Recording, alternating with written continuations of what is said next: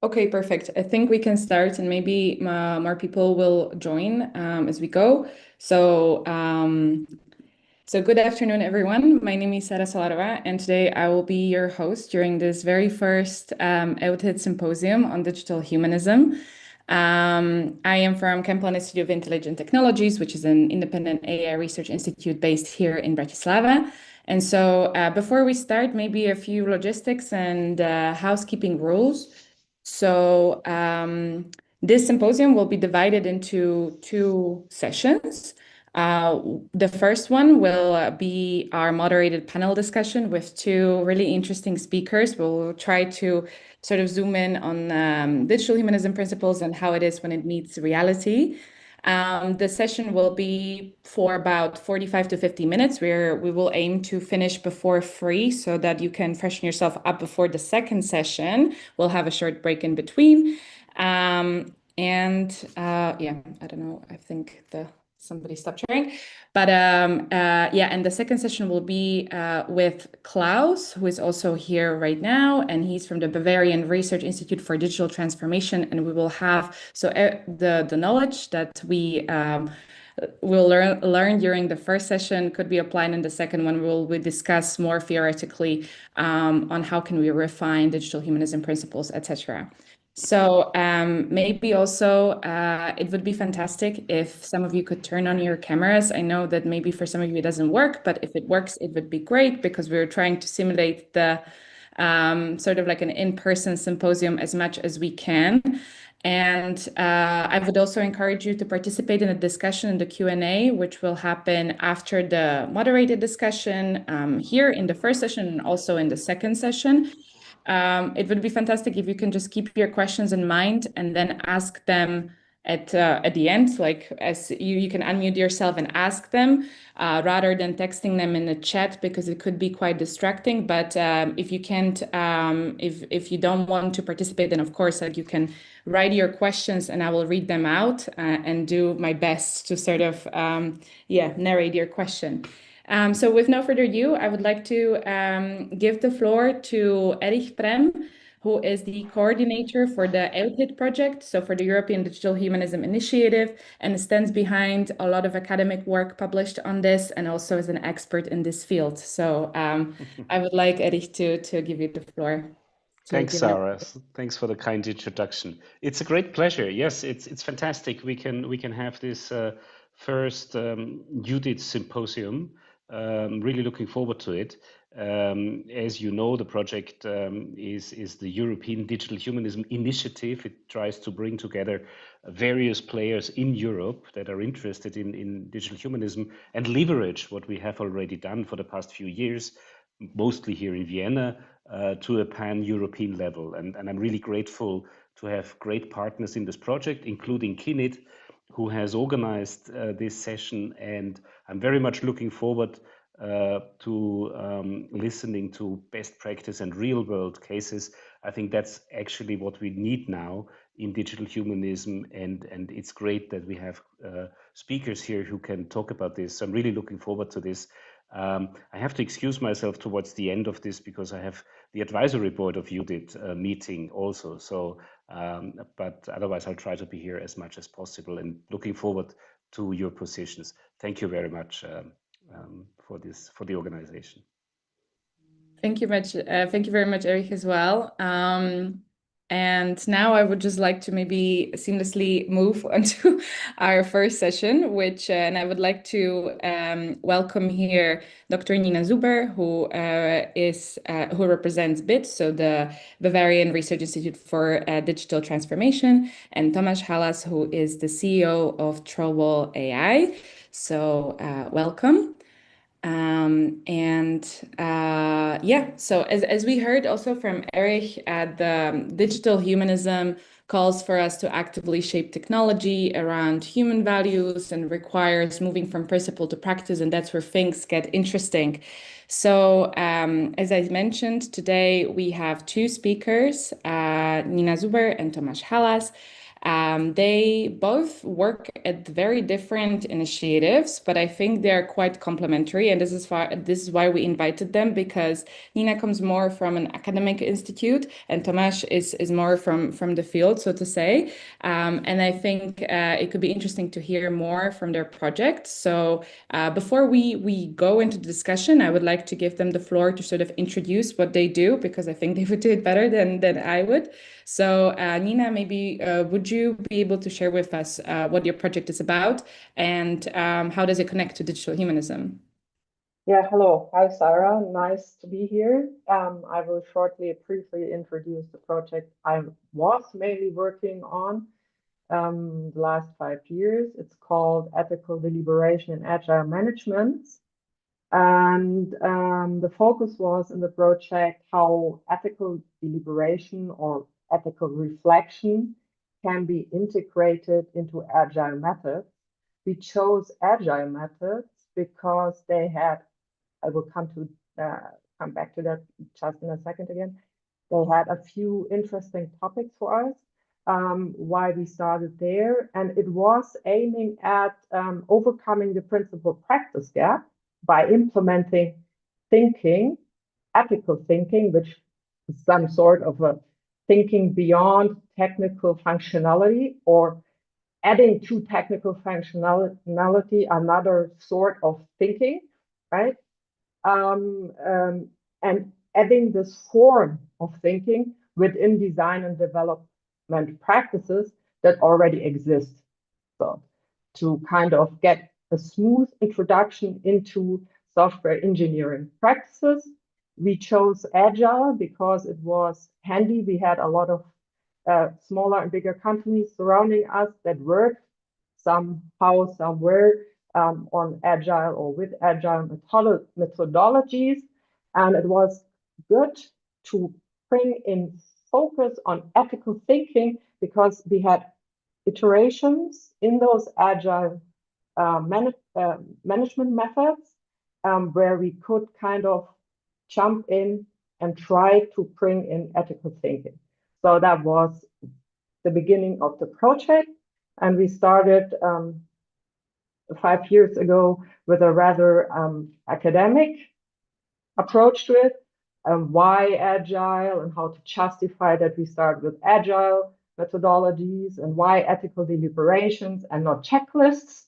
We will come to another question after that. But and then in the second half of the project, we kind of try to evaluate this approach within companies.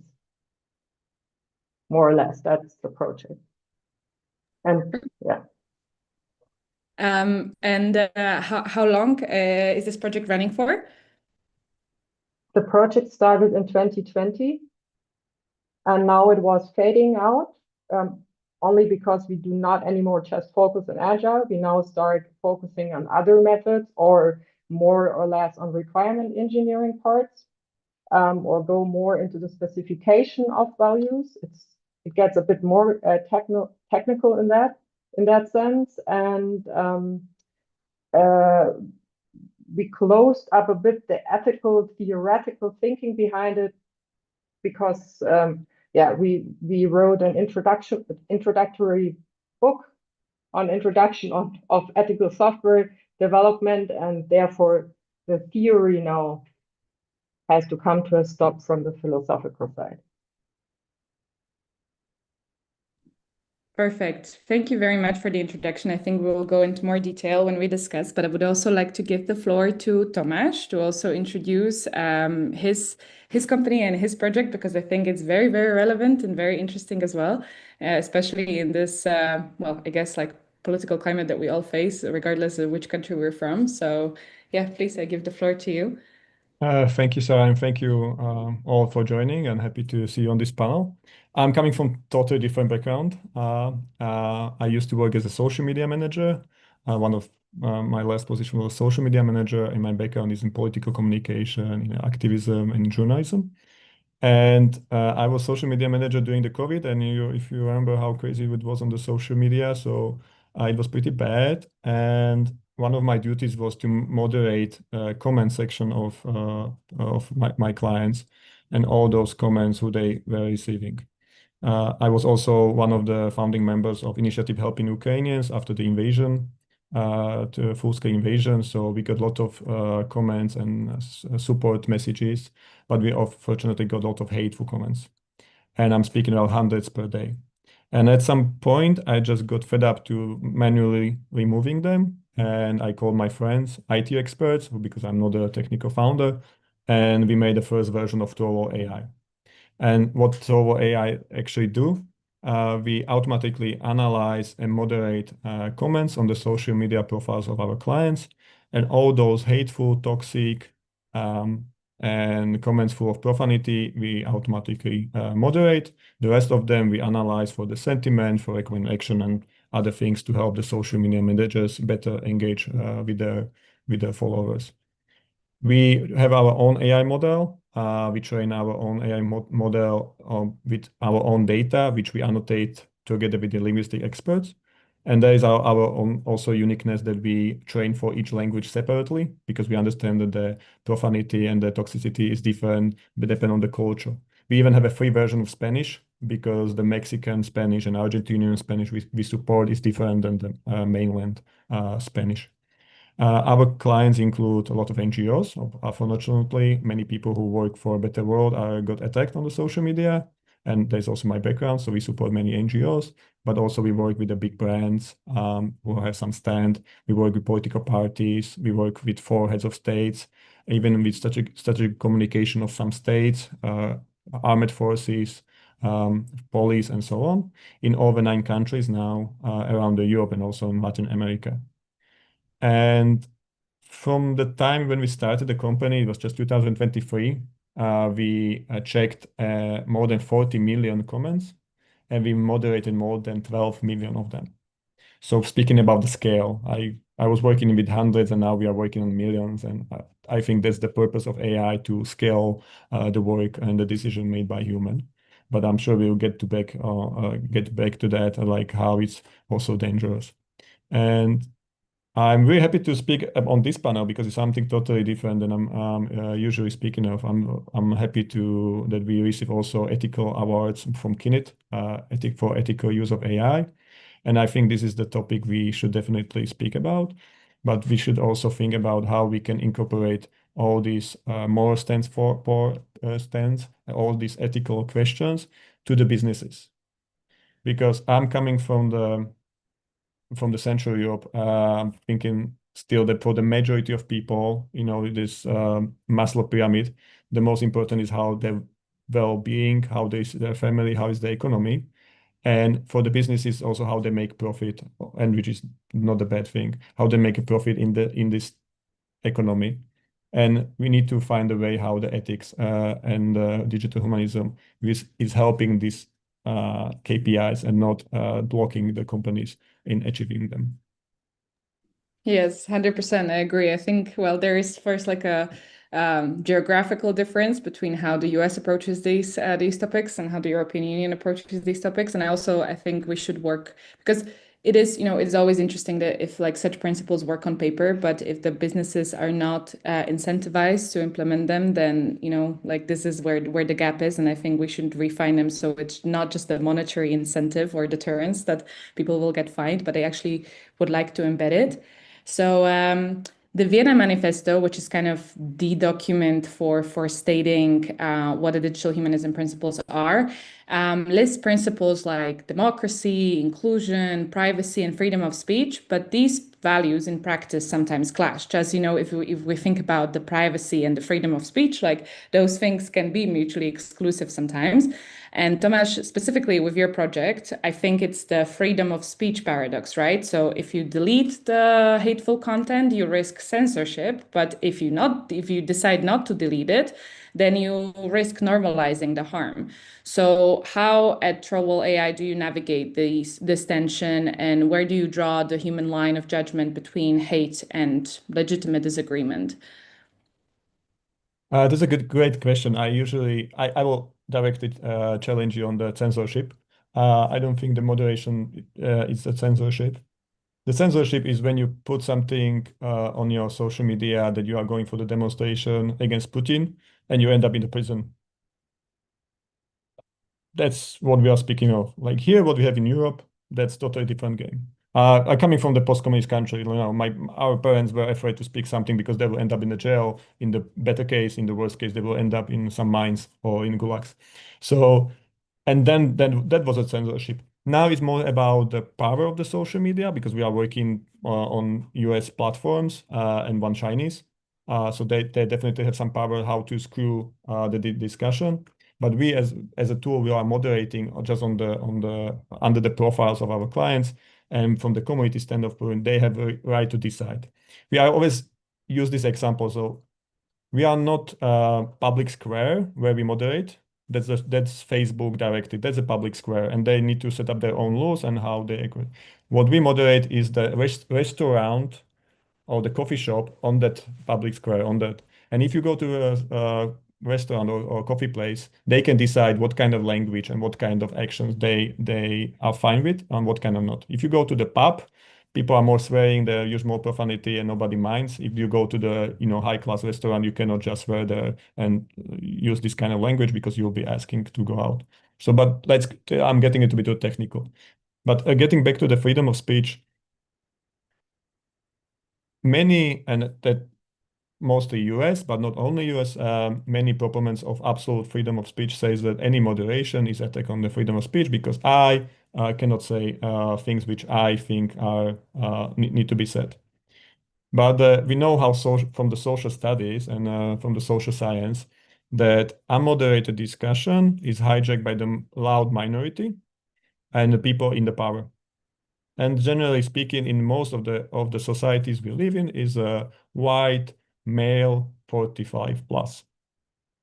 And there are studies that unmoderated discussion is less engaged by the woman and by people from minorities, is sexual or national or whatever, because they are afraid to speak up. And then the voices of loud minority are normalized, so they are generally limiting the freedom of speech of others. Because freedom of speech is there when you have a freedom to speech. You have actually freedom and safe space to say what you think, what you believe in. And also, on the other hand, what we always say, and I think this is a European history coming from the 20th century, and I think we should be like approach worldwide. The hate is not opinion. All for freedom of speech of opinions. You can have your opinion, but you don't have a right to hate. And if there's this saying, if you are discussing with a Nazi, you become a Nazi because you are discussing something which shouldn't be discussed. And we read the history of Holocaust in 20th century. There are topics which shouldn't be part of the discussion. It should be just challenged and by our values, but not something we like sit behind the table and speak if we should, make another gas chambers. I'm sorry for these examples, but one of our clients is Auschwitz Museum. And imagine how bad it is when Auschwitz Museum need to use TrollWall to moderate discussion on Facebook when Facebook is not moderating on the anti-Semitism there. So yeah, it's a very complicated topic. And we are really looking more in detail how we moderate, and we also have like these check and balances. There need to be multiple people agreeing on the data labor before we give it to AI, and all the decision done by AI can be seen by the administrator and can be override. But generally, I think there is different problem on social media now that the hate is normalized so much in all of the countries. It's become totally norm. The things we couldn't imagine 20, 30 years ago to see in public are now totally open. Like we see people saying literally we should genocide some part of the society. We should shoot some part of the society. And this is not some private Telegram groups of neo-Nazis. This is made publicly on the social media companies which are publicly on the stock market. So I think we have different problem. We have not enough moderation. And of course, moderation is never totally accurate, so it's not ours. But we see where the unregulated and unmoderated social media went to. We see the polarization because how the algorithms work.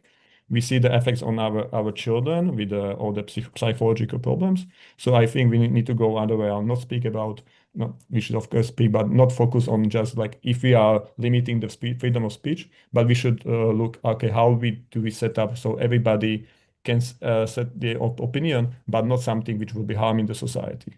And there are opinions, and also opinions which are harming the society. If I will be influencer saying to your children on Instagram that they should drink bleach, and it will cure them from whatever disease they have, it's not hateful. It's not something which, it's under my freedom of speech, but it will harm you. And if I say on social media, then the image in your address, I will say that you are the target of the society and you should be exterminated. Is my freedom of speech to say that, or I'm threatening your security? So freedom of speech is never unlimited, and we should also decide as a society on some limits. And I think we decided from the history in Europe, at least, we decided from the history of 20th century where are the limits, but they are not articulated enough, and they are not set up enough on the social media and generally in the public now. Yeah. Thank you. And I think it's also like important to understand that it's not a level playing field. Like not every single content gets the same, I don't know, like the same exposure or with the recommender system, a lot of the content gets amplified. And especially like then if you couple it with the harmful content, it gets problematic because some people are exposed to different things. But I would also like to ask Niina, so like we heard a lot about like the freedom of the speech and privacy paradox, but from your experience working in the initiative that you were mentioning, when you're trying to embed the ethical deliberation into the development processes, is there a specific digital humanism principle that developers find hardest to live up to? And why is that the case? Well, I would come up with two suggestions. One is if we work with a software development team, so we are referring to those team members mostly as engineers or engineering teams. And if we want them to think or reflect or deliberate ethically while they're designing software systems, then we expect quite a lot from them. Yeah? And that's already the principle of autonomy or empowerment, right? And actually, already this is kind of a very difficult task, not because they do not like to talk or think about ethical issues, but very often it's difficult to identify, and it's coupled with the other problem horizon, to identify values that are not mainstream, meaning that there are omissions, right? We talk about privacy a lot, which is also an ethical value. Security is already taken care of very well in the domain of software engineering and so on. There are standards, they kind of know there are like rules, how to proceed, whatever, they're more detailed. So they come up with this very easily, but as soon as if they need to think or identify other values that might be of relevance, that's already a task that is pretty difficult because they were never trained in doing so. And it's kind of an epistemic issue. And how can they identify relevant values while designing without losing a lot of time? So that was the trickiest part. And this isn't very easy because at first we need to empower them, then there need to be management structures, and this is again why we chose Agile to begin with, that kind of also allow for such an reflective behavior, right? And also because reflection, it can go on forever. You can think about freedom of speech forever. You won't have a solution that is fixed for all time, yeah? So you can pick up and rethink and rediscuss. And this is also very important within the Agile that we have time frames. We have to come and make up as a decision within a certain amount of time. Otherwise, we will never be profitable, right? We can do this in the science or something like this, but you can usually not work like this. So, and this is already the lift value of empowerment and autonomy on the side of the engineering teams of themselves. And then I think the mainstream, outside the mainstream thinking of ethical or human values, right?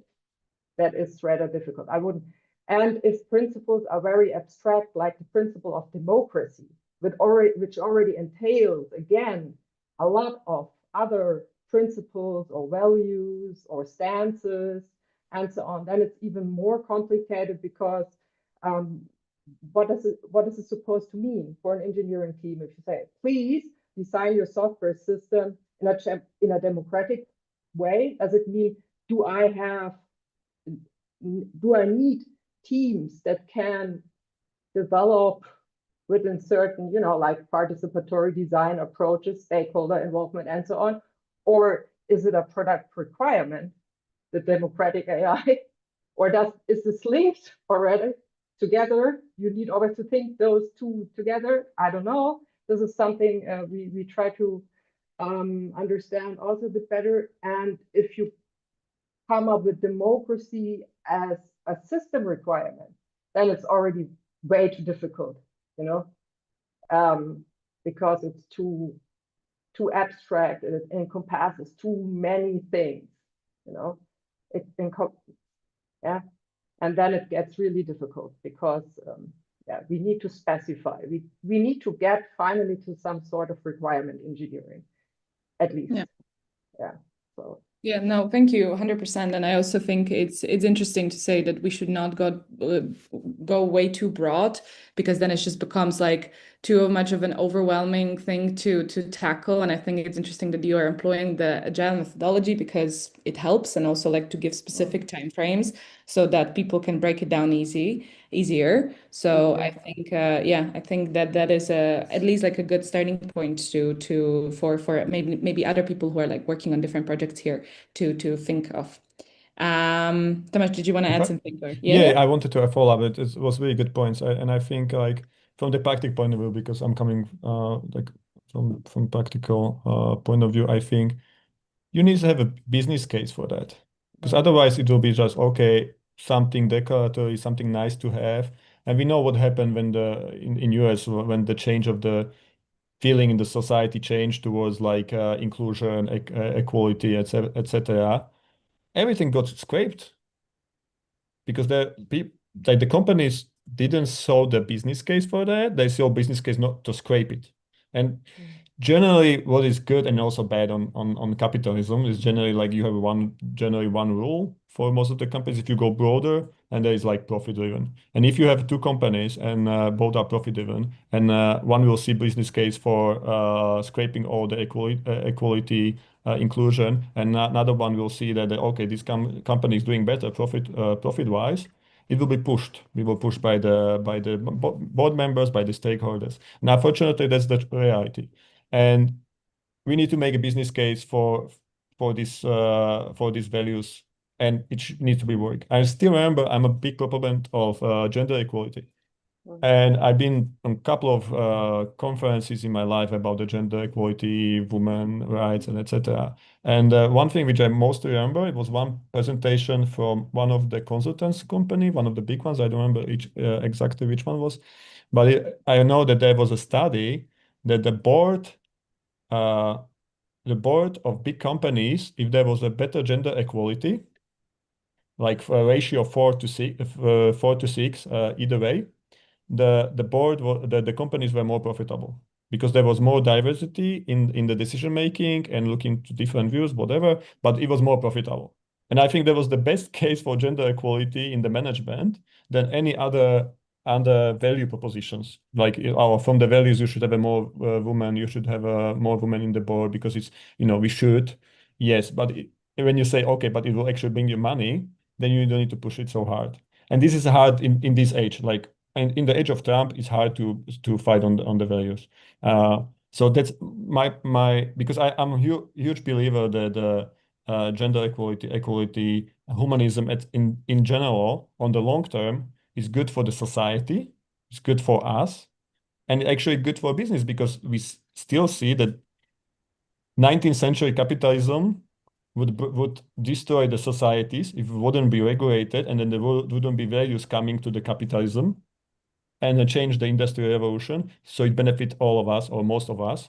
But now we are getting back to that it should be all profiting just a few companies. So I might be not saying it so exactly as I think it, because I haven't thinking so too. I'm not a policymaker, but I think we need to look from this part and also propose the values in this direction. Yeah, Can I going. add something? Yeah, Yeah. actually, we also try to make the point with if it is possible somehow to measure or to pinpoint that software systems that are designed in an ethical way, whatever that now means. Is it a product requirement, a process requirement? Let that aside. If we could measure that it might be more innovative, right? Imagine a shop or only a homepage that already thinks about inclusive, making a bigger or using certain colors and others not, that we can easier read it, or even if only it's for people that might have not a good sight, but also for people with good sight, it's easier to read. So if we could make that point, that software systems that kind of had already undergone such an ethical deliberation while being designed, and it comes to that they are more innovative or more whatever, then that would be a business case. Or if we could really trace it maybe back and say it's something for the reputation of a company, right? That's the economics way. But of course, it's very difficult to get empirically to this causation and say, okay, because the software team underwent this kind of ethical thinking, now the software system has become more innovative and more profitable and a reputation and so on. So this is, if that could be done, that would be nice.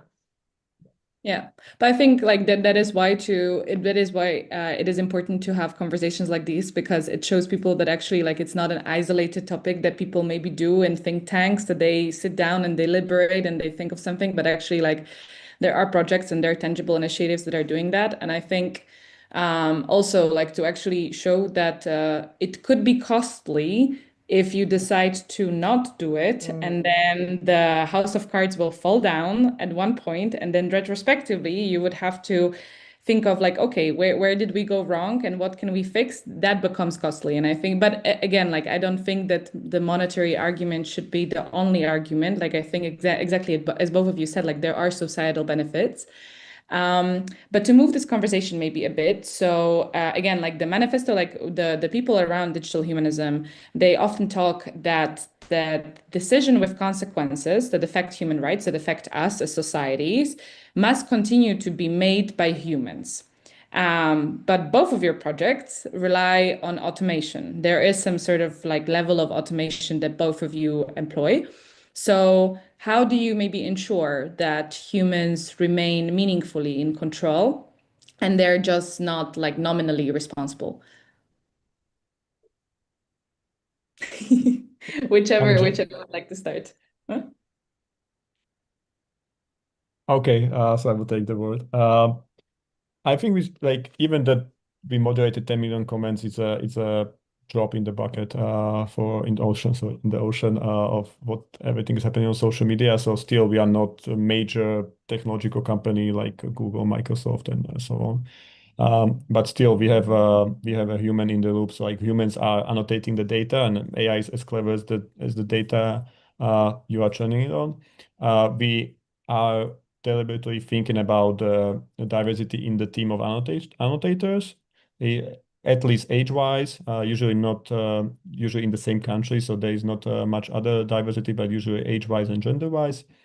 On the larger scale will be also in another point. And all decision made by AI can be seen by the client and can be override. So we are looking for that. But generally speaking, for AI in broad, I think like the productivity, and mostly in Europe, the productivity in the economy is pretty stagnating for some time. And AI is a hope and also a possibility to gain productivity and make our societies healthier without burning more fossil fuels. But I still think AI need to be used on the large scale, but some decision need to be easy to override or ask against them if they are affecting our lives. So that's AI Act. So HR is a huge thing.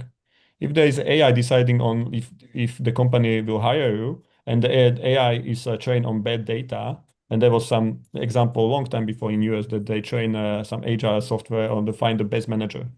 And without understanding the social science, what came up again, 45 plus wild men from 4 universities. Nobody else will be ever good manager because it was trained on historical data. It doesn't. And if you don't understand social science and you just put the data to AI will be will bias as the data. But I still think that we need to be careful on limiting the AI in the adoption, and Europe is far behind adoption, because then is the paradox. Okay, we are not applying AI, so the decision is not made by AI, but is maybe not made at all. Maybe your decision you are waiting for your state to do about your social security. There are like single moms in many countries in Europe waiting for their social benefit months because of the administration is so complicated. Yeah, and there's not enough human people doing the working in for the state, so they are like behind. I think they will be happier to get the decision. 99 will get a positive decision. 2 will have a bad decision from AI. The 2 can ask for recheck, and then will go to the human. Then like 100 single moms waiting 3-4 months feeding the child and not have a decision on the benefit. Yeah. So this is some possibility of AI where it can help to scale also things which are good for society and which the state should provide, for example, even though there will be mistakes, but need to have a process how to fix the mistakes. Exactly. But not, of course, in the medicine is even more crucial. In the juristics and in the law, that can be very harmful. But also we know that people are biased as well. So my stand is that go over with the adoption, but have the processes to check the AI, check the biases in advance as well. Yeah, to also have a human in the loop. Yeah, Niina, feel free to answer that question, but also like I have maybe a follow-up to you, and that would be like I think because you are trying to make sure that the ethical processes are there within the team, like how do you make sure that it's not just like ticking the ethics checkbox, but actually like people are reflecting and that you are trying to build habits that preserve human judgment and agency in decision making. Like how do you make sure it's just not just a formality, but it actually like sticks with the people and they take that entire process as their own? Yeah, some sort. This is also a human in the loop part, right? Well, in the process, at least in the engineering process, not in the consumer or in the consumer part. And we have to understand sometimes checklists are even better than nothing else. Yeah? Because there's so much bashing around checklists. But in the medicine, for example, checklists work very good. Imagine a hospital without checklists would be horrible. And I don't need to think all the time. That's also horrible. We need that's pressure, right? More pressure if doctors would have to think all the time, go through. So checklists can also be very good if we kind of know and or handle them consciously. But so this is only because I don't want to only talk bad about checklists. Yeah, sometimes it's really better if you go through a checklist than you don't do nothing. And the reflection part is only done at the beginning with workshops, and it's very difficult to find people and who can moderate different views, different backgrounds, different ethical stances, like something like this, like there's a pragmatic argument, like saying, okay, people are waiting for their decisions. We do not have enough people who will evaluate those. There will be bias anyway. There will be bias whatever we do. We should be clear about that too. And and therefore we use AI. Yeah, that's a pragmatic argument that is very valuable and reasonable. We need to take this into account. But of course, there are other arguments that need to be taken into account too. What about those two people that are mistakenly refused or are mistakenly taken into custody or whatever? We need to think about them as well, right? And I think this is also an accountability question. If we have humans in the loop there, we need to have somebody who can be made accountable for missing out those people. And if a person was mistaken, we can go back to that person and say, okay, you can not anymore file those whatever forms. Okay, yeah. But if it's an AI and we do not understand how these mistakes are popping up, either we rebuild some other regulation surrounding it, like, okay, then we need finally one human who will take a look at the mistakes and reevaluate, or we need to understand the system why these people, were mistakenly not considered, or whatever. And this is all ethical thinking, And if you start talking with people right at the beginning of their project, or then they kind of keep going with it. You cannot ensure it, but they will keep going with it. And if you come up and pick in the agile methodologies, for example, we always came at the retrospective again and try to reflect on their own value. Also, if their behavior was fine while talking about sensitive issues, because talking about values can really go into sensitive areas if you clash, right? And reflect on this, then they start becoming a habit. But there needs to be a culture within this company that allows such a form of behavior, right? To whistleblow or to say, but this was a bad idea, and the other person needs to take it and understand it. So there's a lot of preconditions set here already. Yeah, 100%. But I also agree that once you start talking with either engineers or other people on your team about this from the very start, the chances are is that it will pop in their mind at later stages, and if you do so continuously, it can become part of their thinking or their working routine at least. Exactly. Tomáš, did you want to add something? Yes, getting back to the example of those two single moms with the bad decision, I even would go further. Like, there shouldn't be just one person they can ask back for a evaluation of their request. There should be a committee, because then you are statistically less likely to make biases. And I think this is more possible if the routine work is more scaled and done by AI. So there's more specific edge cases can be done decided by the committee, and then train AI, because AI, if it is of course well made, can be more stable in decision making than the people. And there are of course these studies from the US that, like, if the judge had a Monday morning, I don't remember exactly, Monday morning were more tough on people than Friday afternoon and these things, and you don't have another judge to look back so easily. Like, then if you make the AI work well with a rule base, and if it's not totally black box, they can make the same level of decision. And then for the edge cases, let's go to the committee, because again, edge cases will pop out. But going another way around, like, I think the biggest problem we might have in a couple of years, that we'll not have a sovereign AI. We will not have any European AI properly, because you are losing so badly to US and China, that we are already now nearly technological colony. In 3-5 years, we might be really behind. We might be so behind that even if we have this discussion, we will be so dependent technologically on US or maybe some open source Chinese models, that we will have different problems than now we are facing when we still can discuss these applications. Yeah.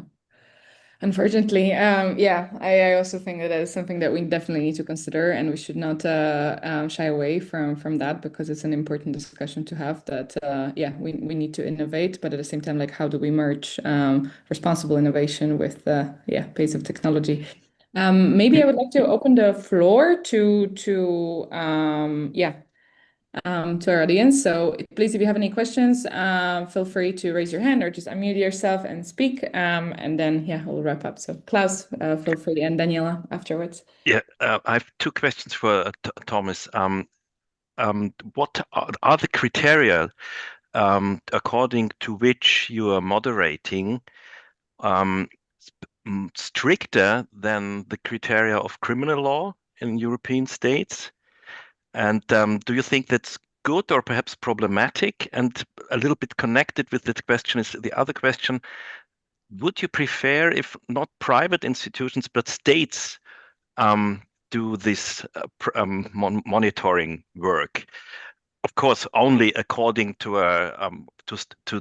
standards that we have here in Europe, because there's always we had in Germany we had this discussion with a law which has a strange name, Netzwerkdurchsetzungsnetwork, a network law, and the one critic was that private platforms, for example, in this case, should not allow to be moderate or to delete some comments or things like that, because it's more a thing that the state can only do because he has the it's a part of the criminal law. So these questions are a little bit connected. That's a good topic, and it's very complicated to answer in the short. We generate most of the things, honestly, which we moderate is awful but lawful. It's not illegal hate speech. Some of it is, but also then you are dependent on the state to execute. Like we had in Slovakia, we had a former president who got death threats in the comment section on the Facebook, and those people didn't got in the jail. And this is not just in Central Eastern Europe, where like this is quite new states, but this is also. I literally was showing now to the Germans group on Tuesday. I was showing the comment on Facebook and during the Munich car attack you have in beginning of the year, and there was literally comments on Facebook, not Telegram groups, like that we should put all the Muslims against the wall and shoot them, and it's the cheapest thing to do. This kind of hate speech. And I don't know if this person got at the end contacted by German police, but if those profiles, because they were not our clients, though if those profiles, we just monitored them, were using TrollWall, this wouldn't be seen by huge amount, maybe hundreds and thousands of followers of this. It was one of the main political parties and news media we've monitored. We wouldn't be seen and wouldn't do the harm to the society. And if is it illegal and somebody should go to the jail, that's the own decision by state and should be never done by anybody else. But getting back to moderation, I'm afraid that with the quality, how complicated and technological this is, if it will be like state-owned, then also this is really it can be dangerous. I'm a big proponent of like state regulation in many ways, but not at the execution. I think there should be definitely, and Digital Service Act is in the next step forward. If by the Digital Service Act you get moderated, they should contact you. They should let you know the reasoning, and they should be like fallback. Unfortunately, the TSA is now attacked by the social media platforms and used in the global tariff war. So it's very complicated topic. I don't think it should be like the state censor or state because we had that in communist countries. But I also don't think it should be up just to the private companies. There should be definitely guidelines. Like if you have a network oriented on teenagers, you don't allow some content which is lawful, but it shouldn't be just there because it's the same. Like it's not unlawful to make a porn, but you don't want Facebook doesn't allow to have a porn on the website. It's by the decision and couldn't be by state. So it's a pretty complicated topic, and it's somewhere to find a balance. But again, now I think that we are in different stages. We are not moderating enough. Yeah, we saw that during the COVID. We're still seeing it now, and we see the trend is getting to be worse for next couple of years at least. And we definitely should push more forward from the state point of view that there should be moderation and at least their guidelines, because they officially have some guidelines and officially is not allowed on Twitter even to make a Nazi stand, but you know how Twitter looks like. So yeah. Did I answer your question? Perfect. Thank you. Thank you. Maybe Daniela was the next one, and then we have another question in the chat. So. Thank you. My question is about content moderation as well. So I was wondering if you think that content moderation, I mean, I'm all for it, but the thing is that do you think that it would decrease the polarization of society, from which we nowadays suffer quite heavily? Because I mean, decreasing polarization might be very much beneficial for promoting democracy. But then on the other hand, I've seen that these angry people who were silenced by content moderation are usually just more angry by being silenced. So maybe, yeah, I think it's an open question whether it would help in this regard. I think I didn't study social science, but it's my passion. And we know that the society, like the societies which go to the war, the people, like majority of people can be enabled to do things which they wouldn't do in the peace times, because it's become a norm, it's become a possibility, and it maybe even become pushed to that. Yeah. I never done many awful things, but I'm sure if somebody in the war were attacking my family, I would have done things which I cannot imagine now. And I think most of you do. And this is what is norm, what is a social norm. And the social norms and the humanism push us as a society to say this is not normal. I remember when I would grow up, it was totally normal to do really racist jokes about Jews, about gays, about Roma people. It was totally normalized. And everybody was doing it. So also the racism was very open. I'm not saying we don't have a racism now in my circles. Like, of course we do, but it's at least it's much smaller in that it's not become a norm. Our kids don't normally hear racist jokes, at least in Slovakia, in most of the country, racist jokes about gays and Jews and etc. Because we moved the social norm. So I still believe in the social norm, and now as digital platforms become one of the main way how we communicate, for good or worst, we need to be careful what we set up and not. And this was broken. Like the oldest angry people, they had these neo-Nazi magazines in 90s, like before the internet. They had their groups and where they go to the pub and put the right hand too high, but it was hidden and it was not normalized. But now it's become like, and I think I don't know how you, but I saw during the COVID, even people who I was surprised. They got so polarized because of the discussion. They wrote things that later in 2-3 years when everything calmed down, they was looking for like, oh, this was me. And yeah, because it becomes so normalized and it was crazy times. And unfortunately, I don't think the crazy times ended. I just heard today on another conference, like, okay, we saw the COVID and we sorted out pretty fast as a societies in 2-3 years. But imagine that there will be another COVID pandemic, and it's very possible it will happen during our lifetime, and maybe it will be another 10 years. How are we prepared for the society? And if you normalize that it's normal to give advices to drink bleach and to do worse things, then the society can fall apart, and the polarization is about falling apart, because in the time of a crisis, the society need to put together. And we see that also with the Russian hybrid warfare. One of the goals for them is not to get elected one party or the second, it's to divide the society so much that in the time of crisis, they cannot stand together in the front of the threat, it's coming from East, mostly here in Europe. That's my take, at least. Thank you. Sorry, we'll just probably, because we were meant to wrap up by 3 p.m. That's at least what I promised in the beginning. And obviously, like, there are more questions. I think both Niina and Tomáš would be maybe happy to answer them, like if you shoot them an email or a message, maybe on LinkedIn, and if you want to talk more about this.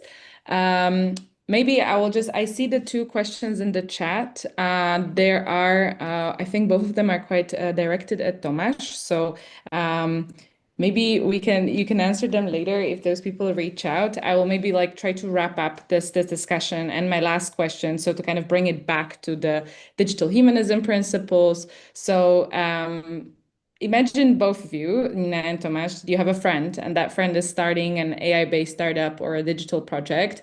What would be your one argument that you would use to convince them that thinking about digital humanism actually makes sense and it matters, and doing so from the start pays off?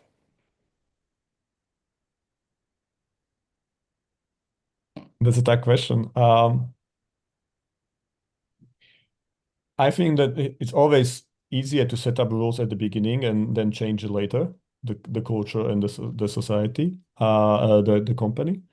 And I also then I think like when I meet some founders of the companies, okay, they have some product vision, they want to do something, but most of them don't. Their goal is not to get rich per se. It's not that one goal. They would go to finance, private equity or something like that. But they want to change something and they want to build something.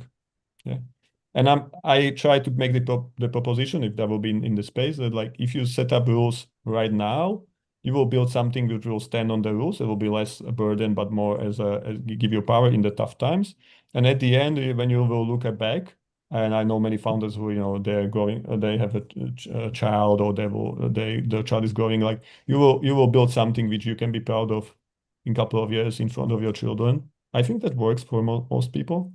Okay. Because I honestly think, excluding few sociopaths, I think most of the people want to be proud of their work and want to make something which they can proudly tell to their daughter or son about, that they'll build something which maybe it's accounting software, but it's not accounting software to make a tax evasion. Yeah, it's something which helps a accountant to get sooner from work and then be with their child. So I would agree on this. Okay. Thank you. What about you, Niina? What do you think would work for your friends to start thinking about digital humanism? About what? To think about what? Like what would be the one argument that you would use if you had a friend who would be starting their own project? Like how would you convince them to start thinking about the digital humanism from the start, from the get-go?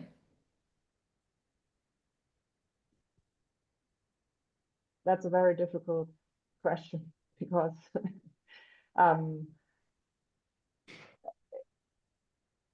in my experience, it is very difficult to force people to think.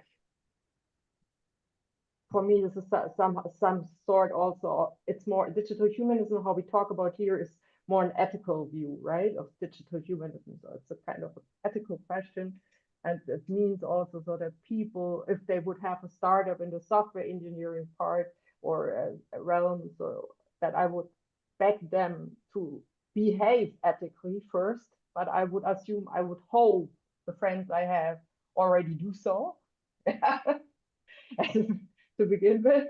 And it's very hard to convince people if they kind of are and have a business case and are in a profitable environment, or work in an environment that is very hierarchical or whatever. It's structured not in the sense that you are empowered to think of and to also express the boundaries and so on. It's so difficult to say to an individual, you can do this, while if the surroundings won't work. This is something you kind of then also pinpoint as moral stress or distress. It's too much, So the best is, and maybe I can only afford this because to be more neutral still in Germany, trying to say, be more reflective about your behavior, at least be conscious what you are doing, and without telling them you need to now articulate some form of morality or ethical behavior into your business case. I was just wondering, maybe this is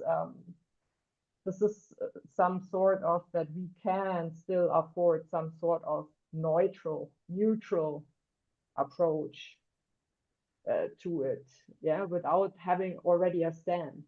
You know what I mean?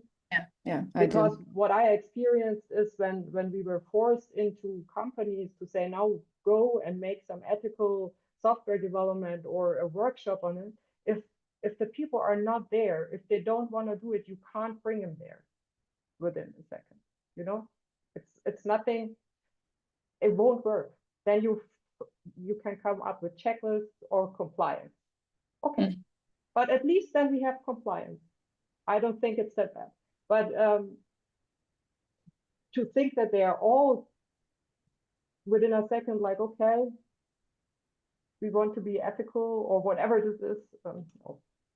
I think it's maybe about like simplifying the entire process, because if you tell a person who has never really thought about this in a tangible way, or like, okay, we need to do ethical processes, like it would be overwhelming. But if you like break it down, explain it, like actually use a very specific examples, could then the people could actually take it as their own process. But yes, well, hopefully, I mean, that's our only hope, right? Other than like that's exactly, that's a hope, you know what I mean? And that's good that we stick to it. Yeah, but it have no never guarantees that this will happen, and you can't force it. Otherwise you fall back to the same what you are actually kind of trying to get rid of. It's very difficult. And at the moment, the people or the engineering teams where I was sent to thought they are now forced to think moral, because they already felt also some sort, people thought they were immoral, and now somebody comes and tells them what morality is about, and they can, after this, they are some sort of enlightened. It's a bad approach. Yes. I mean, I do agree. Of course, you cannot force anybody and you cannot make them sit there and think about these things, but like stimulating a discussion is something that like maybe should be of course it's a starting point. But anyway, thank you both for finding the time in your busy schedules to actually sit down and have this conversation. It was really helpful, and I think I really hope that it was helpful also for the people in the audience, because the second part of this, after a really short break, will be actually like going back to the theory and trying to understand like, okay, so this works in the practice, this doesn't. Is there anything that we can change, and how could we refine that? And Klaus will be leading that. So I would suggest maybe take a 5-minute break and we can meet here at 3:10, so 10 minutes past 3. And we can resume this conversation. And I would, it would be invaluable to hear from all of you. So thank you, Niina, again, and thank you, Tomáš, again for joining us. Thank you for the invitation. I'm looking forward for the follow-ups on LinkedIn. Thank you. Yes, please. The audience, please reach out to both the speakers. Thank you. Have a nice day. Have a nice day too. And I will see the other people in 5 minutes. Thank you. Bye. Okay, hi everyone. We will be shortly starting the second session of the symposium. So if you are here, it would be also nice to have the cameras on, so it doesn't feel like Klaus is talking to the screen. And also, like, there was some sort of a technical glitch before, so there were many people logging in under my name. So it felt like I was just trying to be here 7 times. So I renamed the people who are under my name under rename 1 and rename 2. So you can rename yourself, or you can just shoot me a private message and I will rename you based on what your actual name is. So it will just be nice. But yeah, so that's just for the for the housekeeping. So I will give the floor to Klaus to take over, and also the same way Klaus will facilitate a discussion. If by any chance you cannot or for some reason you don't want to talk, I will be then reading out the messages, and we will make sure that we have more time, so we'll actually cover the messages that are in the chat as well. But if you ask them yourself, that is preferred. Thank you. Okay, I will share my screen. But there should be, it's not.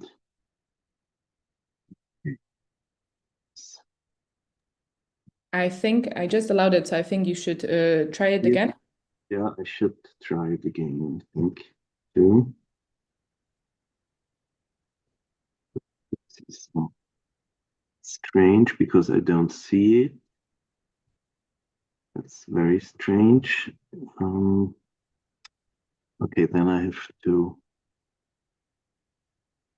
open it again because I don't see the one that I need. No worries. Maybe people are still returning from their coffee break, so it's fine. Or maybe, Walter, if you can make Klaus a co-host, maybe that is why he cannot share the screen. So that would be great.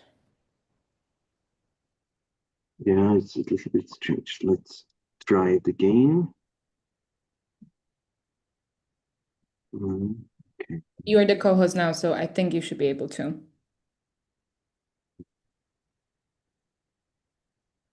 So, Yeah, we are starting to see something. yeah, but yeah, okay, but I want to have another way of do it. No, it's the wrong one. Excuse me. Was not the right one.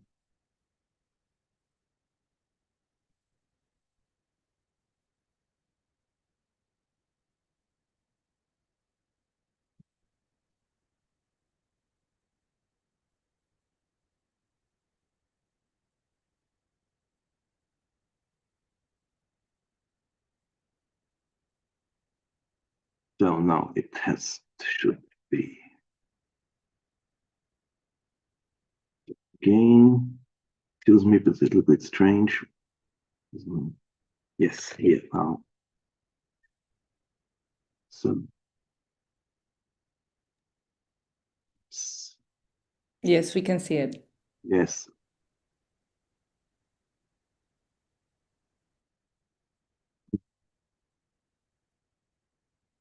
Okay. It's a little bit strange. It does not work as I wanted that it worked, but you can read it. You can see it. Yeah, if you can also it should be in the bottom right corner. Yeah. If you go with your mouse, then you can click on the full screen. The bottom one. If you go to the right, to the bottom. No, but it's not. Yeah, now it should be visible. Yes. Yeah, okay. Finally. So, what makes successful digital humanism implementation? And I think it's quite clear. If we want to find out what meaningful criteria for digital humanist success stories are, then we need to clarify the content of digital humanism and the circle of possible actors who could even be considered as candidates for success stories. And to clarify these two sets of questions, I've prepared several somewhat more specific questions, which I want to share with you now and which Sarah sent to the EUDHIT consortium members and which I hope will help us identify meaningful and useful criteria and factors for success stories. Klaus, sorry, we can see, we can't see the full presentation. We can also see your notes. So maybe if you exit and try a different, yes, because we can see your notes as well. So okay. I wanted to take indeed another way, but it was not possible before. Let's try it again. Okay. So typically, if you put it on your entire screen and in the bottom right corner, not the upper one, in the bottom one, you can just click on the full screen and it doesn't show your notes. Yeah, but normally there should be no problem. Just here. So now it's visible and you don't see it. Yes, now it's okay, because it was, I don't know why it was not possible before. Okay, then again, and then I would like to discuss the answers to these questions with you. And of course, all listeners are welcome to suggest further questions or criteria. And of course, the questions can also be criticized. The first question, I think, is very suggesting.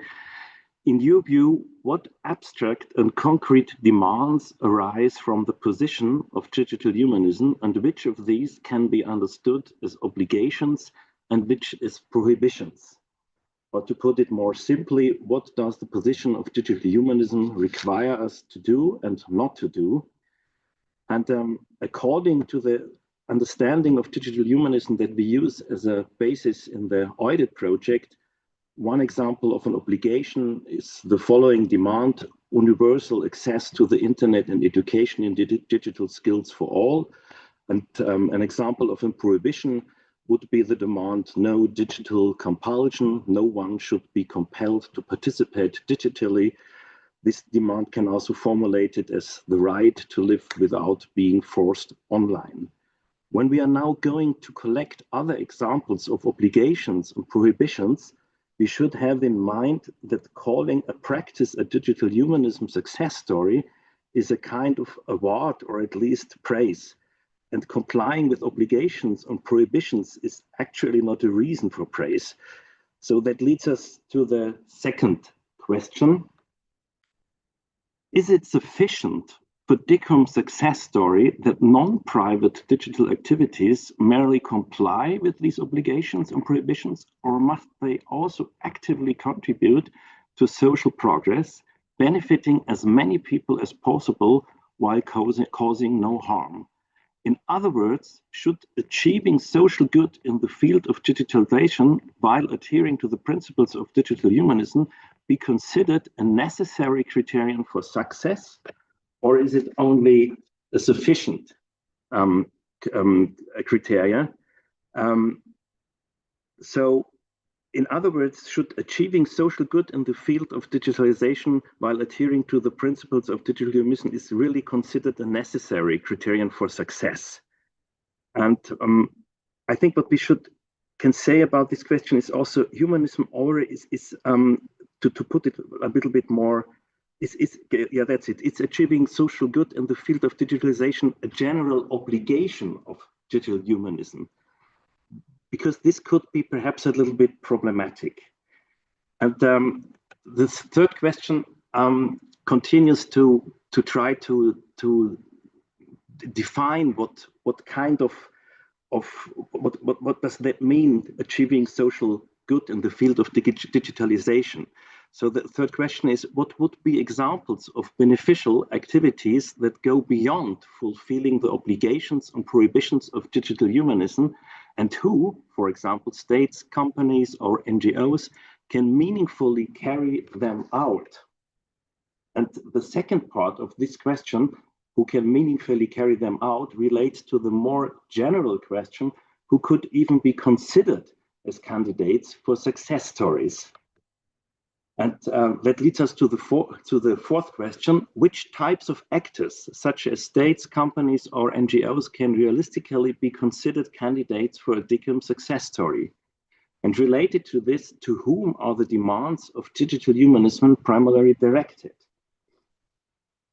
And if you think again of the two demands mentioned before, this was the universal access to the internet and education and digital skills for all, and the no digital compulsion demand, then it's clear that they are primarily directed at states that create the legal basis for this.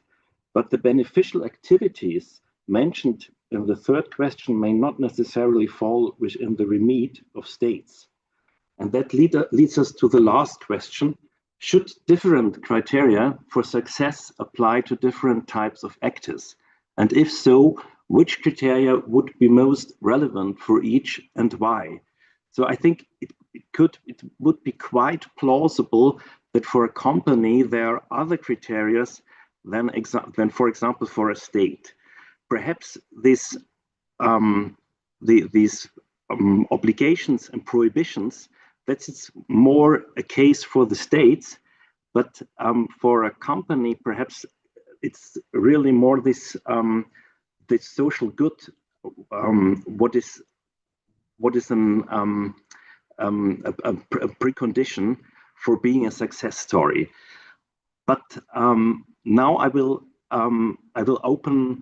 to open the discussion, and want to hear what you think about these questions and about these problems that are addressed by the question. And you can, of course, begin with not necessarily with the first question, but perhaps it's not wrong to begin with the first question. We have Erich who raised his hand, so please take the floor. And also, like, I copy pasted all of the questions in the chat, so you can always go back and forth for everybody. Thank you. Thanks, Klaus. Thanks for this crystal clear derivation, let's say, of these 5 questions, which I believe could be easily the subject of a 3-day conference. So I don't think they are so easy to answer, and I just want to say maybe a few words about it.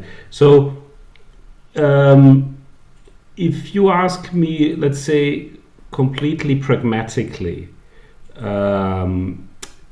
what at this stage of digital humanism that we are in is required, I would probably say, we are not looking for perfect answers to these questions. What we are probably looking for are steps in the right direction. So I think it is quite unlikely we'll find completely, excellent examples that don't have any downsides or that don't have any issues, such as in the one example that we've just heard from Tomáš. I think a very well intended, nicely described moderation system. But of course, on the other hand, we have to also say it's not perfect, neither technically perfect perhaps, but also from the point of digital humanism, there are many open questions. Still, as Tomáš tried to convince us, at least he thinks it's a step in the right direction, and I think there is a point about this, and we should consider this. So that's my first comment, and then secondly, I believe. So regarding your first question, sorry, can you put it up again, just so that we have it? It was the question, in what abstract and concrete demands arise from the position of digital humanism, and which of these can be understood as obligations? Yeah. So we have tried. I think I have a slide somewhere that summarizes some of these demands.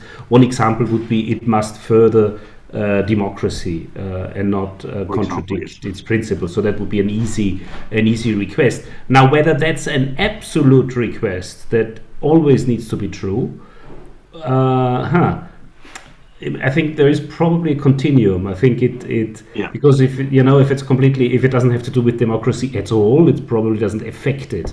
But at least as a minimum, we might argue it shouldn't affect it negatively. Yes, that's clear. That's clear. So something like this. To the principles, that's a precondition that we cannot give up. That's clear. Yes, exactly. So something like this. That's all I wanted to say for now. So I think. Thank Peter. you. I think the next one is Peter. So Yes. Thanks. Thanks, Klaus, also for these questions. I think, of course, I'm not going to answer them. I'm just going to make things worse, as I tend to do, because once you ask me for difficult things, I'm trying to find even worse answers for these things. But seriously, I think what Erich said was very right, and I wanted to add exactly in a way, let's say, this incompleteness and a temporal dimension to some extent, because let's say we want to describe a success story of what's going on. That doesn't mean that this company is going to be a success story forever, right? This might be a digital humanism success story right now. These might be the right steps in a good direction. This might further democracy or other values that we consider relevant. But look at the complexity of this field in the last years and decades. How things that have been praised for, promoting democracy, like social media, and all of this have turned to be the exact opposite over time. So I don't think that we should go for something that awards the seal of digital humanism for all times, and this is these are the good people and the other are the bad people and so on. We have to face the fact that the times also change, and that there are certain things that we consider to be good at a certain time and that we might not consider to be good at a later time as well. So I think this absolute look at it, we have to give up from the very beginning.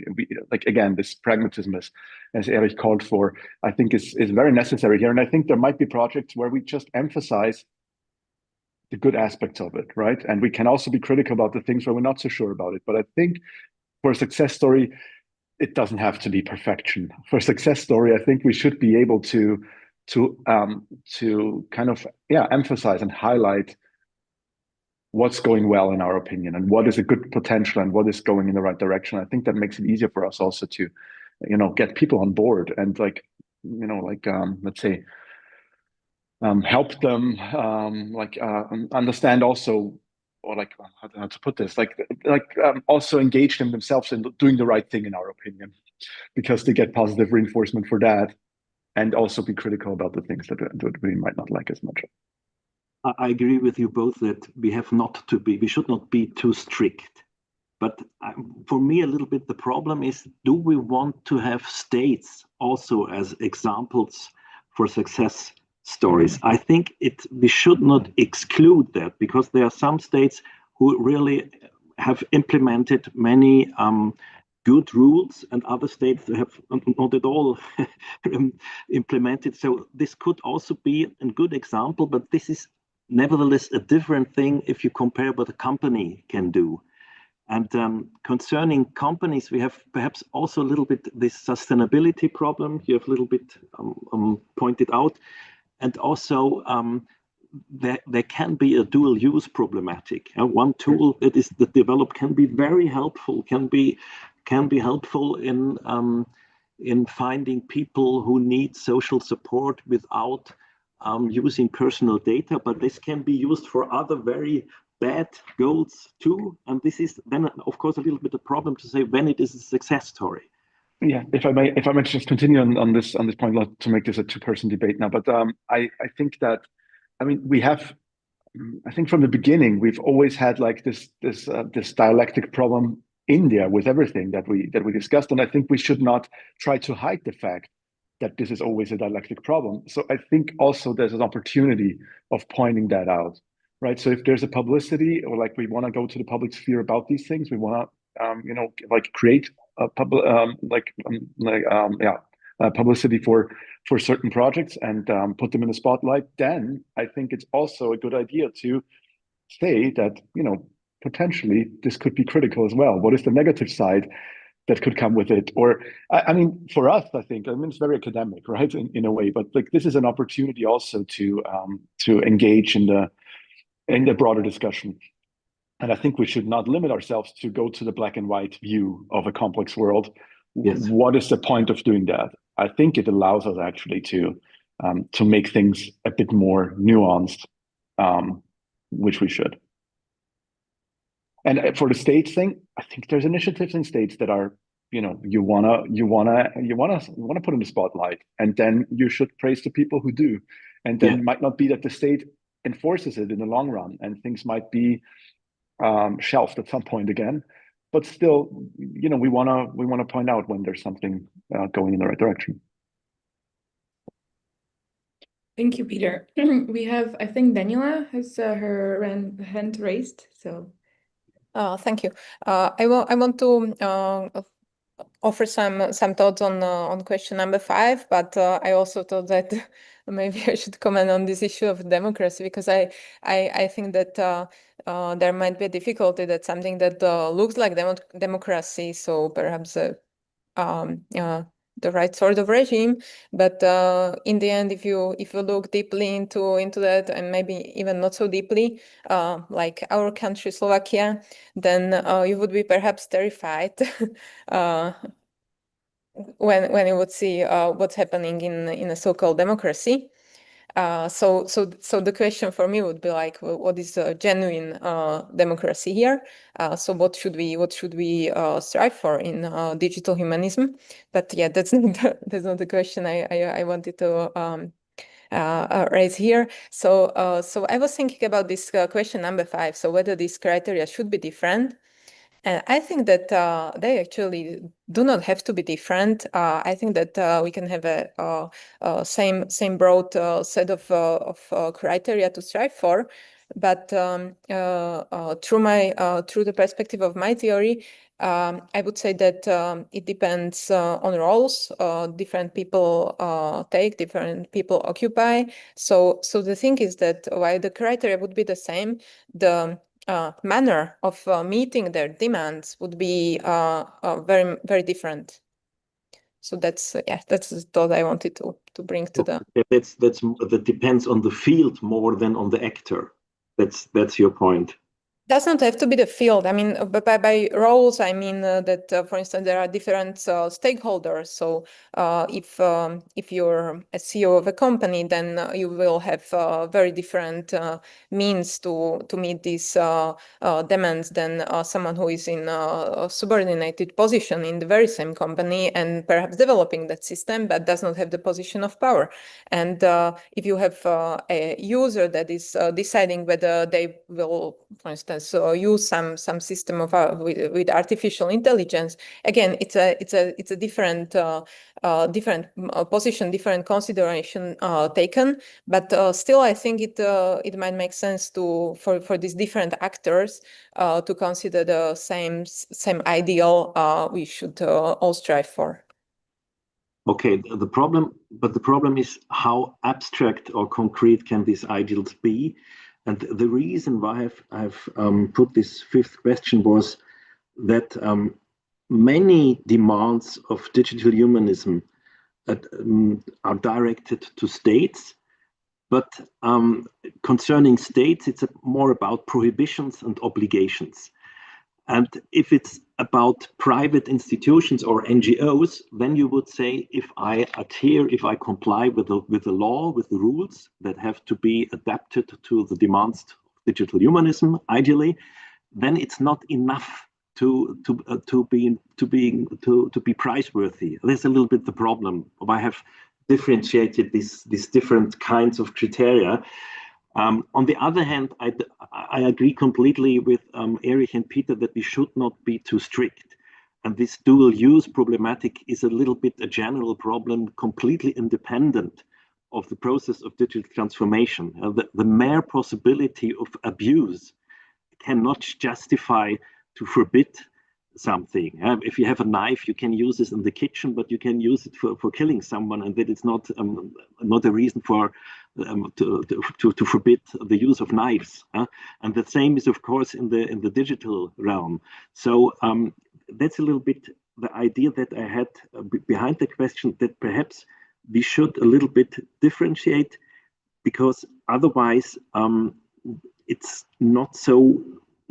It's perhaps even a little bit unfair to have the same challenges, the same demands when having different actors. But because I would really appreciate if we have many different actors that can be part of a success story. It should not be only states. It should not be only companies. Both. No, but the thought was that the demands would be different, because the way how each party would strive for this criteria would be very different. So these demands, norms, expectations would be different, surely. But the abstract ideal behind that might still be shared. Of course, that this human-centric approach, and it's a human rights approach. All these things, of course, are the same. That's clear. But the concrete application, I think, must differ a little bit. Okay. I don't know if any of you would like to still add on to each other, or I will bring also another person. Maybe Juraj raised his hand, so maybe you would like to develop on this conversation, or maybe ask something else. So I'll just put you on the spot. Yeah, thank you. And I would like to also contribute to this discussion, and maybe to continue on something that already Peter has pointed out, that to achieving some principles of digital humanism is a process. Is something that is ongoing, and we doesn't need to a way that someone as a success story will be sufficiently be able to achieve all of these ideals at the same time. So, for example, when we are dealing with our AI awards in Slovakia, and then we are not trying to find some ideal solution that will be ideal in every aspect of trustworthy AI, for example, but to see how they approach these principles, to understand better how to understand some specific principles, for example, fairness or transparency, how they are trying to translate it in some specific steps. And I think this is the key to understand better through these indicators. Klaus, you have already mentioned this problem, how to translate it in specific indicators, for example, for every stakeholders, and to understand better how these indicators are translated in some requirements or in organization or in some other kind of stakeholders. So I think this is something we should have in mind. This is processual dimension of achieving digital humanism principles, and this is the first thing I have in my mind. And the second one is when you were asking us about these obligations and some necessary conditions, I was thinking about that maybe we need in this discussion about the obligations and about the prohibitions to set out also some areas. Similarly, it was this discussion in the area of AI, as it was, for example, as a part of the regulation of AI, to have some prohibited practices or red lines, something we will define the boundaries in which these practices could happen and which is outside this area. And I'm not aware if already was trying to set up these red lines in the area of digital technologies in general and fit it in this conceptual machinery of digital humanism. I think it will be very fruitful to have something like that, to define these minimal criteria, to set up these red lines. We can start with and define the narrow scope in which the digital humanism can happen and can be realized. Yeah, I think that's a good point, and that's a little bit an analogy to the case we have in our constitutions concerning human rights. Human rights give the framework, and in this framework you can do a lot of things. And the red lines, perhaps we have some red lines formulated in this understanding of digital humanism that Erich and Stephen and me has tried to design. But I think it's quite clear the red lines. If someone does not, how can I say, if someone is in the realm that is not outside these red lines, then this is not yet a success story. But nevertheless, of course, we need these red lines. And you've mentioned this the notion of award, and I think this is a very interesting notion, because also the awarding institution and the awarded institution both can be good candidates for a success story. Because having an award is already something, you have some criteria. And I think all awarded institutions and all awarding institutions can be interesting candidates. Mm-hmm. And perhaps it's already useful to compare the criteria of the awarding institutions for finding some common sense that we can use also for digital humanism. Yeah, I agree. And maybe I would add to this that at the same time, we can still award someone or some organization. And at the same time, we can have a good argument or to criticize it from some aspects. So I think this is also very important, to have a success story, and at the same time to pinpoint or to point out some reserves or some areas when they need to be developed. So I think what we are trying to find here are not the ideal cases, but the cases in which some aspects are remarkable or maybe worthy of discussing further, and maybe even to not to mimic them, but at least to be inspired by them. But at the same time, with the same organization, to pinpoint also these reserves, these sides that can be done better.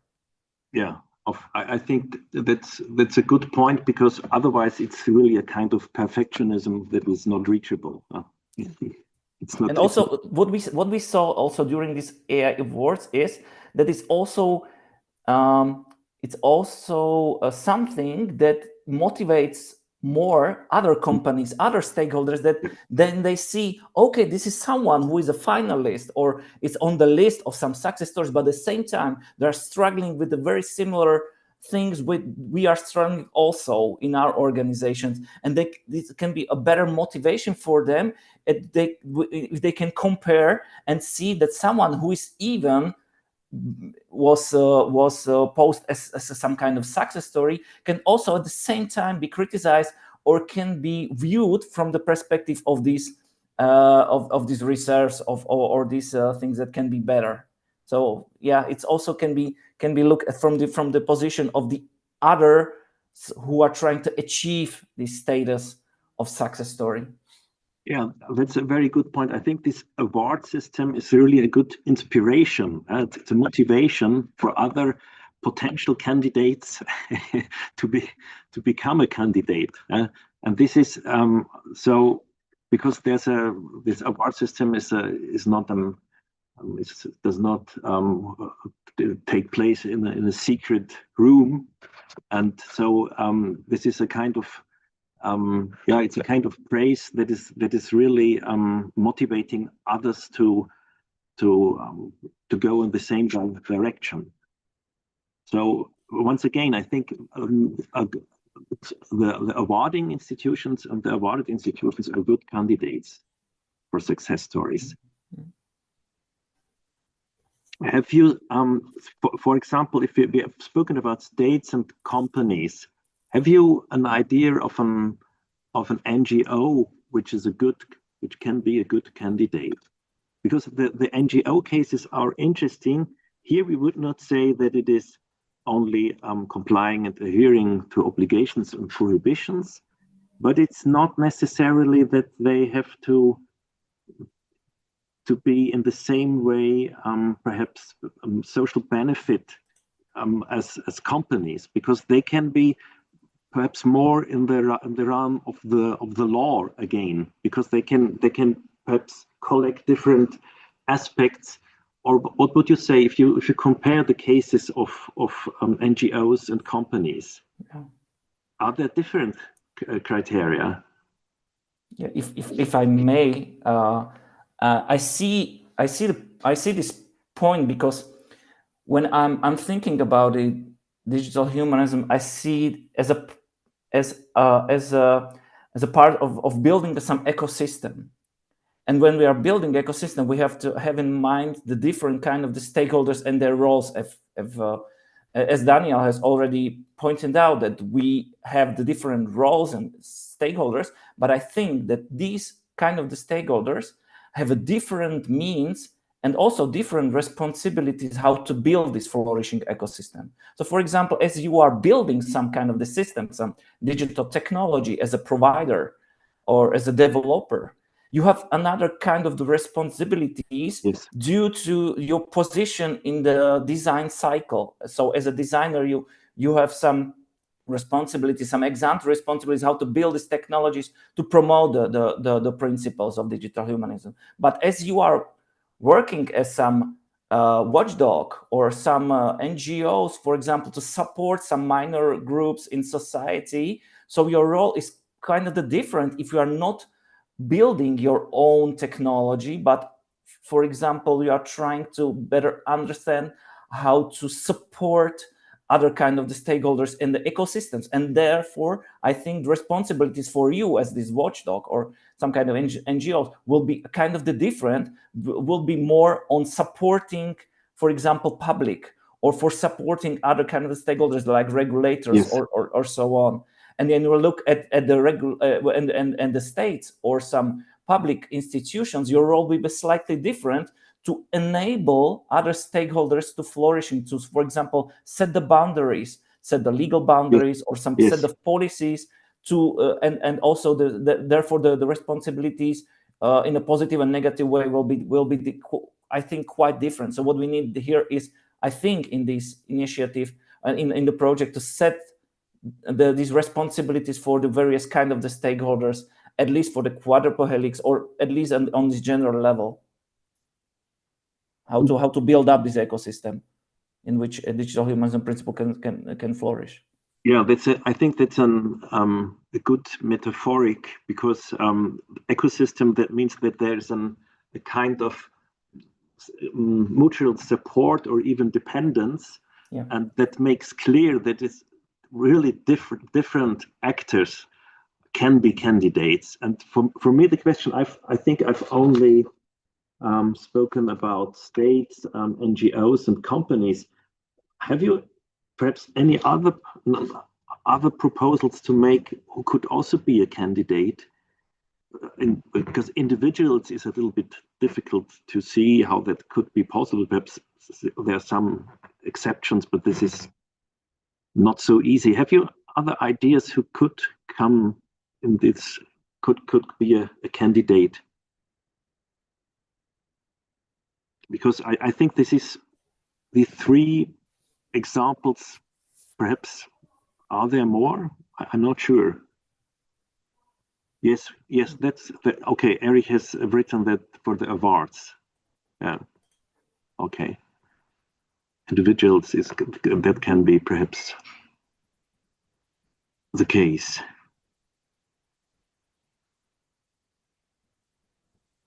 Yeah, Daniela, feel free to.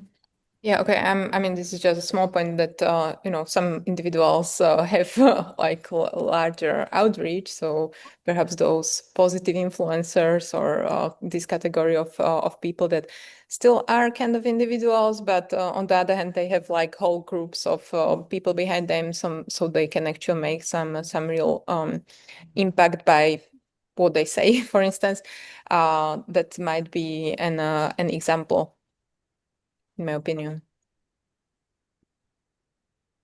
Then the point is this red lines example. Should we try to formulate more red lines than we have already formulated in the Vienna Manifesto, or in the the text that we have in our project, or have we already enough red lines?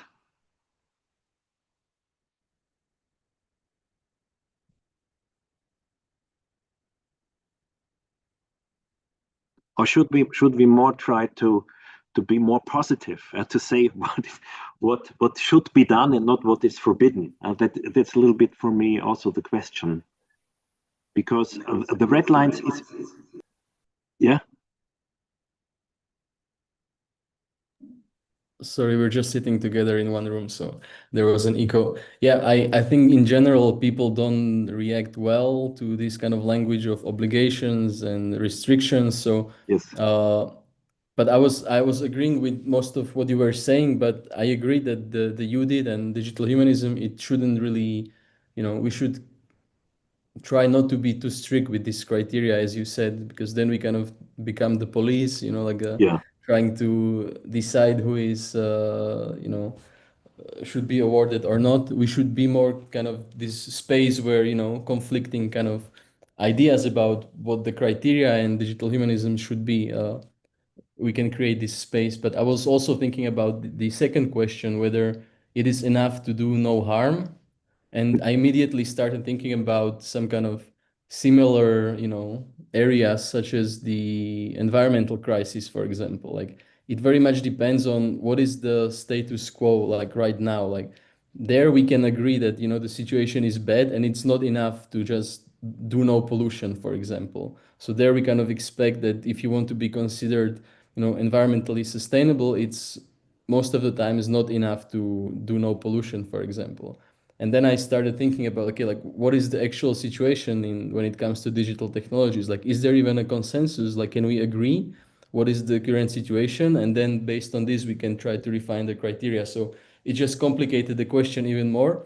But I was thinking about this, like, can we even agree what is the, what is the current situation when it comes to digital technologies? And then you immediately start thinking about, like, okay, who are the big players? And of course, what are the power relations in this context? So yeah, that's what I was thinking about.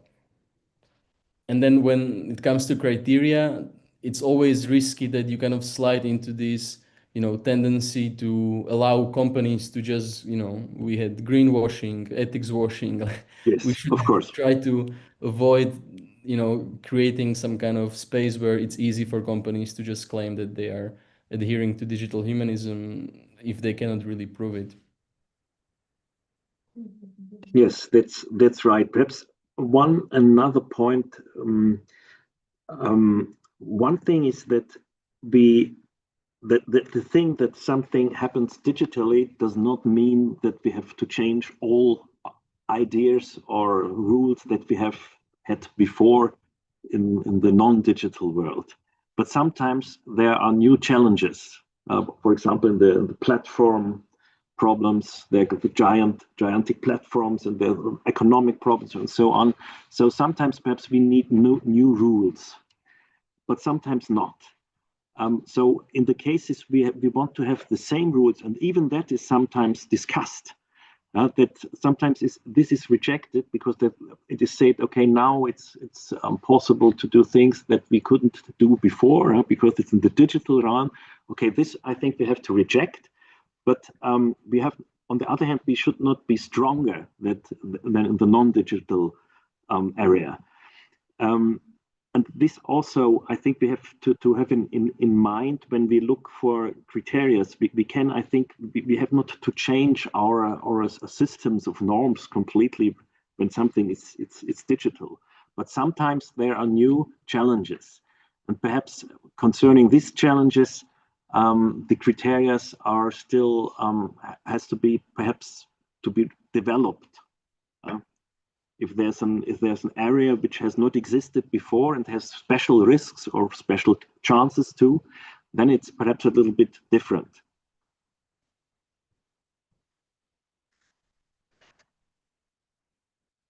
Okay, there's one example in the chat. Yeah, you're already saying that the potential NGO for future discussions could be DGQ. It's a Slovak NGO that focuses on supporting the young people to understand the ethical and societal risk in the digital world. So that was the potential candidate. Other proposals or other, as well as for criteria, but also for candidates. Because as I think I've written it in the first mail that I've sent to you for getting some examples of success stories, it's a bottom-up process because we have not no fixed criteria, and we want to we don't want to be too strict, and sometimes we can perhaps discover a good idea when finding a new example. So it's an open process, I think, to look for examples. Yes, and then afterwards, yeah. Yeah, there are a few other somebody renamed too. Send a proposal for algorithm audit with also a link. Then there is EPECHCO, which is again like a Slovak NGO that is trying to offer some sort of like a hotline for young people struggling with mental health. And they're doing a really, really good job there. And yeah. So these are potential like people to think about generally, just to like when we think about like what they do, and not necessarily of giving them an award, but just to thinking of like what they do. To Eric's comment, to Peter's comment. But yeah, so like it's 4:56, so we have like 4 minutes till we officially should wrap up. So maybe if there is anybody else who wishes to say something or to contribute to the debate, now it's your time to shine. So we'll take like the last maybe 1-2 comments, if there are such. Going once, going twice. Okay. So if not, Klaus, I will give you the floor to maybe like close this discussion, and then I will say something as well. Yeah, thanks a lot for the discussion and the concrete proposals for candidates, but also for the remarks on the questions. And I think we all agree that we should not be too strict and that it's an open process, but that we need these red lines, of course, but otherwise it would be too superficial. It would be not helpful. The thing that I will do now, I will read and consider more in detail all the examples that you've sent to me, and afterwards I will try to summarize a little bit, and perhaps these examples are really very different, but I think it's very good. But I will nevertheless try to find a common criteria that apply to all these examples, and perhaps also to find some criteria that are specific, that only apply to specific candidates like states, NGOs, or companies. So that's what I will do the next days and weeks. Perfect. Thank you very much again, Klaus, for leading this second session. I try to, I think, copy paste everything from the chat, and I will send it to you. That was relevant. And there's also a recording, and there's also a stream. So again, for all of the people who stayed till the very end, thank you again. We really appreciate it. All your invaluable comments and the participation. This is not the last symposium. There will be 3 others. So we plan to have another round of the symposium at beginning of December. So all of the people that join, we will send you an email so you can see if that is something of an interest, and you can join. And the next year we'll do 2 other ones, and one will be in person, so it'll be a longer and probably a larger event. So you're also very welcome to join. It will most probably be held in Bratislava. So very welcome as well. And we also are very happy to host you at Kinnet. So yeah, thank you very much. And in case you have any questions, feel free to shoot us a message either on LinkedIn or through EUDHIT. I would be happy to answer. So we're finishing on time. So hopefully you will have a great rest of Thursday and a great weekend ahead. Thank you. Thanks a lot. Bye.